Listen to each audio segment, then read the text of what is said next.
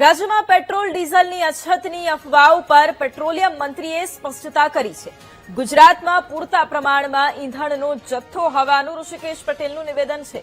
ગુજરાતમાં પૂરતા પ્રમાણમાં પેટ્રોલ અને ડીઝલનો જથ્થો ઉપલબ્ધ છે। કોઈ નાગરિક અફવામાં આવી અને લાઇનમાં ન ઉભા રહે તેમ જણાવ્યું। વધુમાં કહ્યું કે સરકાર તમામ પરિસ્થિતિ પર નજર રાખી રહી છે। પેટ્રોલ ડીઝલ નહીં મળે એ સંપૂર્ણ અફવા છે તેવું પણ તેમણે જણાવ્યું છે।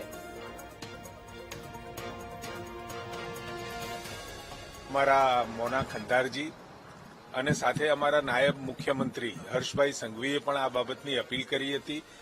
રાજ્યની અંદર ગેસ અથવા તો પેટ્રોલ ડીઝલની કોઈ તંગી નથી, જેને જ્યારે જોઈએ જેટલું જોઈએ એટલું મળશે। એટલે આ અફવાઓ ફેલાવવાવાળાઓથી આપણે પણ સાવધાન રહેવાનું છે।